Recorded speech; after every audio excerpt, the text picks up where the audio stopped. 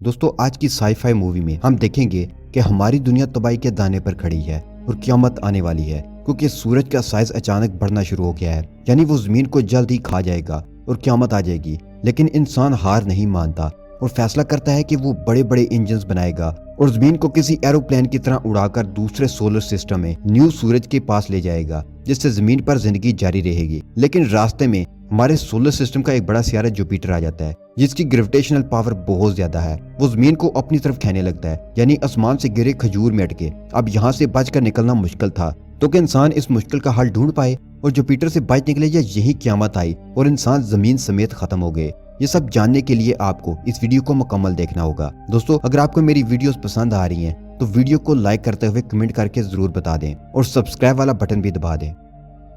Movie शुरू होती है तो हमें 2061 का सीन दिखाया जाता है। हमें दिखाया जाता है कि सूरज बहुत जल्दी से एक्सपेंड हो रहा है। आने वाले 300 सालों में वो इतना बड़ा हो जाएगा कि वो हमारे ऑर्बिट में दाखिल होगा और हमारी जमीन तबाह हो जाएगी। इस खतरे को देखते हुए दुनिया के बड़े बड़े मुल्क आगे आते हैं और UEG यूनाइटेड अर्थ गवर्नमेंट नाम की एक ऑर्गेनाइजेशन बनाते हैं, जिसका काम था हमारी इस जमीन के नजदीकी अल्फा सेंचुरी नाम का एक सोलर सिस्टम उसमें मूव करना। इतने लंबे सफर के लिए जमीन पर कई सारी जगहों पर थ्रस्टर्स यानी अर्थ इंजन्स बनाए जाने लगे। ये सारे इंजन्स, जिसे बूस्टर्स भी कहा जाता है, वो फ्यूजन पावर प्लांट पर चल रहे थे, जिसकी वजह से जमीन को बूस्ट मिल रही थी और वो अपनी पोजीशन से मूव होने लगती है।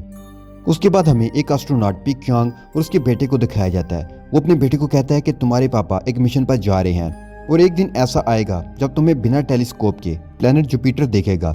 उस दिन मैं वापस आ जाऊंगा। उसके बाद पी क्यांग स्पेस स्टेशन में अपने मिशन पर चला जाता है। उसने अपने बेटे को अपने नाना के हवाले किया था। ये स्पेस स्टेशन दरअसल जमीन का नेविगेशन सिस्टम है। मिशन शुरू होता है, लेकिन जमीन के मूव करने के 2 साल बाद हमें उसके इफेक्ट्स दिखने लगते हैं। जमीन जो खुद भी रोटेट होती थी, उसकी ये हरकत बंद कर दी जाती है, लेकिन उसका इफेक्ट ये होता है कि जमीन पर तूफान आने लगते हैं। इसलिए इंसान अंडरग्राउंड ही रहने लगते हैं, लेकिन फिर भी जगह कम पड़ने लगती है। इसलिए कई सारे इंसान जमीन की सतह पर होते हैं और तूफान का शिकार बन जाते हैं। इंसानों की आबादी कम होने लगती है। आगे जैसे जैसे जमीन सूरज से दूर होती जाती है, उसका एनवायरनमेंट भी और ज्यादा ठंडा हो जाता है और जमीन की सतह पर बर्फ जमने लगती है। हालांकि इंसान बचने के लिए अंडरग्राउंड रहने लगते हैं। काफी सारी आबादी अंडरग्राउंड शहर में रह रही थी।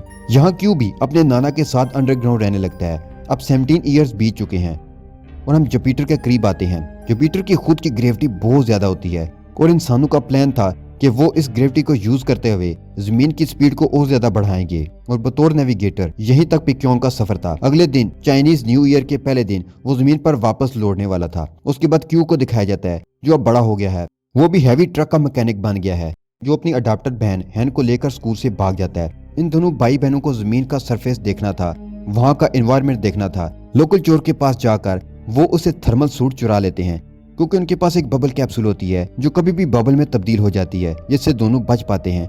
वो लोग उसी का यूज करके थर्मल सूट चुराकर वहां से भाग जाते हैं। दोनों लिफ्ट से ऊपर चले जाते हैं और देखते हैं कि सरफेस का टेम्परेचर नेगेटिव हो गया है। इसलिए इंसान बिना थर्मल सूट के जिंदा नहीं रह सकता। आसपास कोई भी रहने लायक जगह ही नहीं थी और पास ही वो बड़ा सा अर्थ इंजन देखते हैं और ऐसे ही 10,000 पूरी जमीन पर लगाए गए थे। दूर ही उन्हें अपने नाना का स्पेशल ट्रक भी दिखता है। वो ट्रक काफी ज्यादा बड़ा था। क्यूर हैंड ट्रक में बैठकर भाग जाते हैं, लेकिन पुलिस उन्हें पकड़ लेती है और झूठा पास यूज करने की वजह से उन्हें जेल में डाल देते हैं। अब दोनों के नाना उन्हें वहां छुड़ाने के लिए आ जाते हैं। पुलिस को रिश्वत देने लगते हैं, इस वजह से पुलिस उन्हें भी जेल में डाल देती है।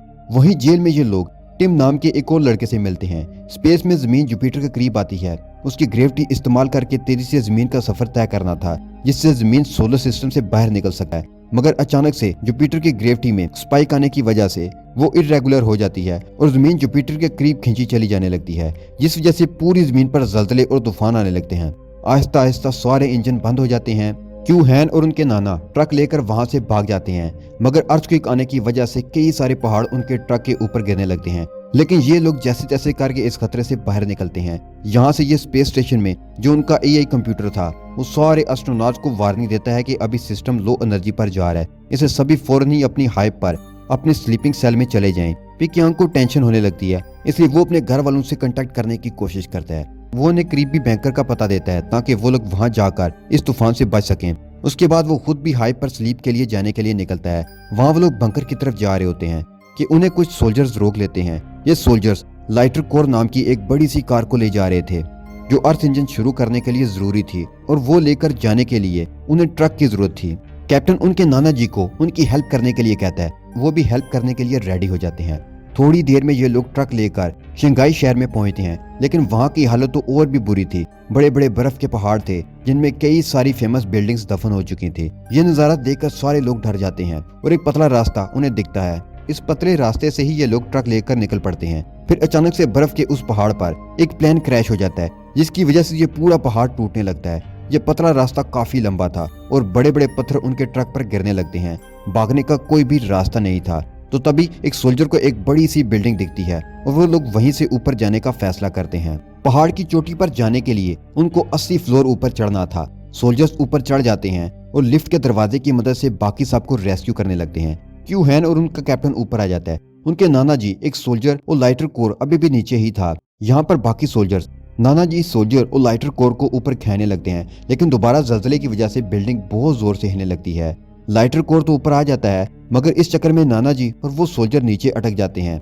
लिफ्ट इन दोनों के ऊपर गिरने लगती है। तभी वो सोल्जर अपनी जान की परवाह न करते हुए सामने वाला लिफ्ट का दरवाजा होता है उसे तोड़ता है और नाना जी को उसके बीच वाले फ्लोर में ही डाल देता है। लेकिन सोल्जर के ऊपर लिफ्ट गिर जाती है और वो मारा जाता है। नाना जी का हेलमेट भी टूट गया था और उन्हें पता था कि बचने का कोई भी रास्ता नहीं है, इसलिए वो सीधा हेलमेट निकाल देते हैं और बर्फ में फ्रीज होकर उसी वक्त मर जाते हैं। क्यू और हैन बहुत ज्यादा सैड हो जाते हैं, मगर क्यू को इस कैप्टन के ऊपर बहुत गुस्सा आ रहा था क्योंकि उसने उसके नाना जी को बचाने में मदद नहीं की थी।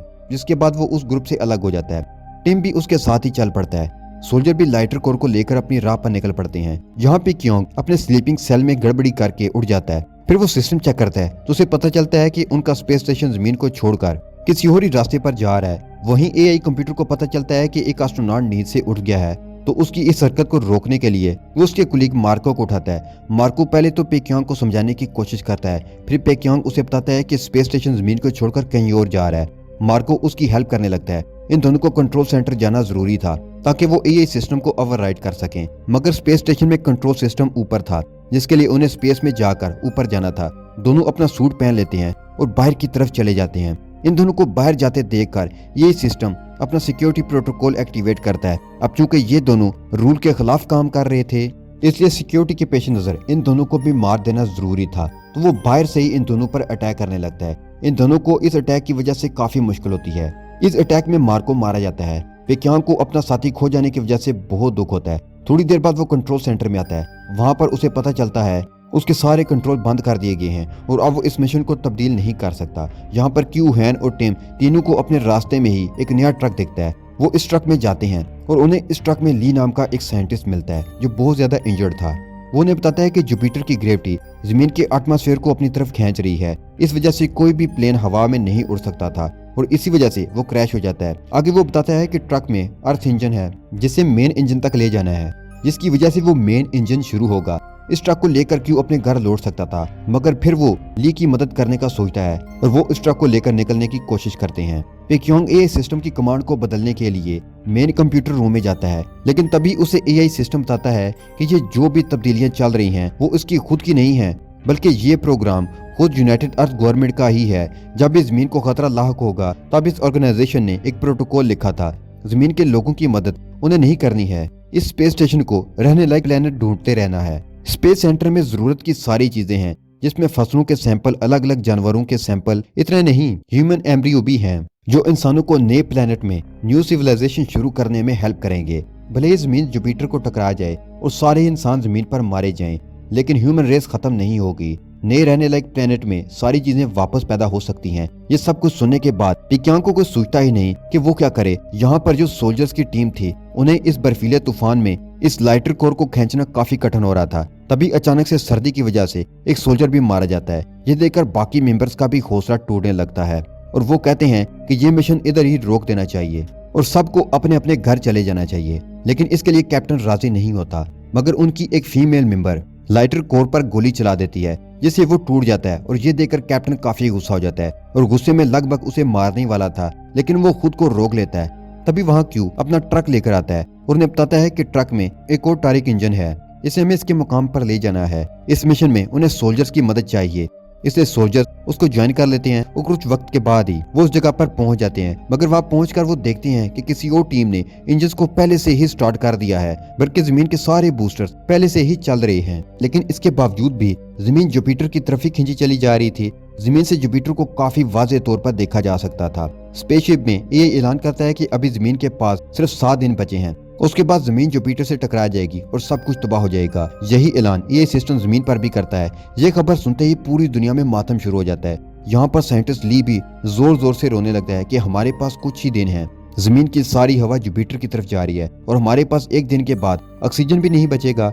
क्यों लगातार जुपिटर को ही देखे जा रहा था और अचानक से उसे अपने डैड की एक बात याद आती है कि जुपिटर में ज्यादा मिकदार में बस हाइड्रोजन ही है। तभी वो एक प्लान में सोचता है कि अगर थ्रस्टर से हम जुपिटर की हाइड्रोजन को इग्नेट किया, काफी बड़ा धमाका होगा और बड़ी मिकदार में एनर्जी वेव जनरेट होगी और इस वेव के जरिए जमीन दूर फेंकी जा सकती है। ये प्लान काफी मुश्किल था लेकिन इम्पॉसिबल नहीं था।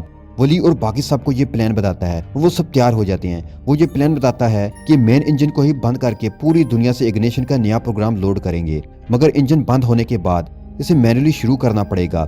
अब इस प्लान के मुताबिक क्यू और टीम दोनों लाइटर कोर को मेन इंजन में डालेंगे। इंजन को मैन्युअली शुरू करने के लिए सोल्जर्स की एक टीम जाएगी और एक टीम ली और साइंटिस्ट को जो कंट्रोल रूम में जाकर वो प्रोग्राम लोड करेंगे। हैन और वो फीमेल सोल्जर वो दोनों कम्युनिकेशन रूम में जाएंगी।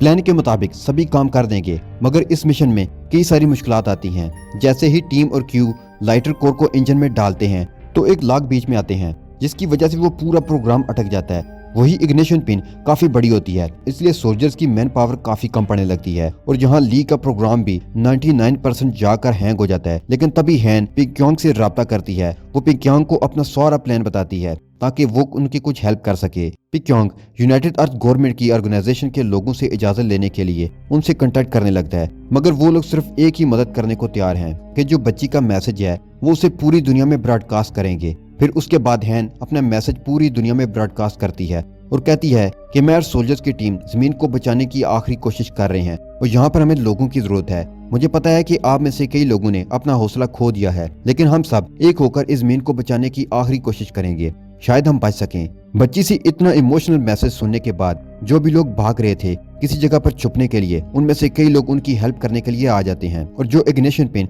जो कि काफी बड़ी थी उसे पुश करने में सोल्जर्स की हेल्प करते हैं। आखिरकार बहुत ट्राई के बाद वो पिन लॉक हो जाती है। क्यू अपनी जान पर खेलकर लॉक को निकालता है और टीम को साथ लेकर उस ट्रक से भागने लगता है। यहाँ पर प्रोग्राम भी अपलोड हो जाता है। जैसे ही उनका ट्रक बाहर आता है, इग्निशन लॉन्च किया जाता है और मेन इंजन को, जो जमीन का सबसे बड़ा इंजन था, सीधा जुपिटर को निशाना लगाकर रेड लाइट इग्नाइट करता है। सब लोग खुश हो जाते हैं, लेकिन ये इग्निशन इतना बड़ा होने के बावजूद वो जुपिटर तक नहीं पहुंच पाता। वो इग्निशन अब भी जुपिटर से 5000 किलोमीटर दूर था। लेकिन तभी पिंक्यांग को याद आता है कि नेविगेशन सिस्टम में 30,000 टन का फ्यूल है जो उस इग्निशन में इस्तेमाल हो सकता है, लेकिन एआई सिस्टम उसे रोकता है क्योंकि अब नया प्रोजेक्ट हेलियो शुरू हो चुका है, जिसका मिशन था कि रहने लायक नया प्लेनेट ढूंढना, न कि जमीन वालों की हेल्प करना।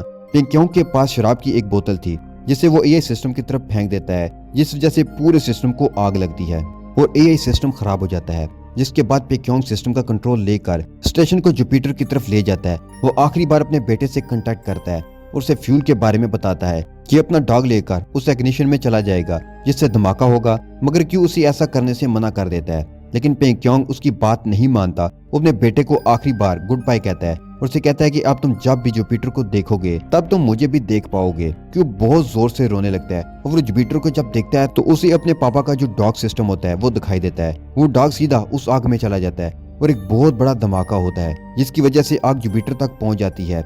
वहाँ की हाइड्रोजन को इग्नाइट करती है और बहुत जोर से एनर्जी वेव जनरेट होती है जो अर्थ को अपोजिट डायरेक्शन में पुश करती है। हालांकि जुपिटर से निकले बड़े एस्ट्रॉइड अगले 7 मिनट तक जमीन पर पहुंचने वाले थे। सभी लोग अंडरग्राउंड बंकर्स की तरफ भागने लगते हैं। तभी एस्ट्रॉइड जमीन तक पहुंच जाती है और चारों तरफ तबाही का नजारा था।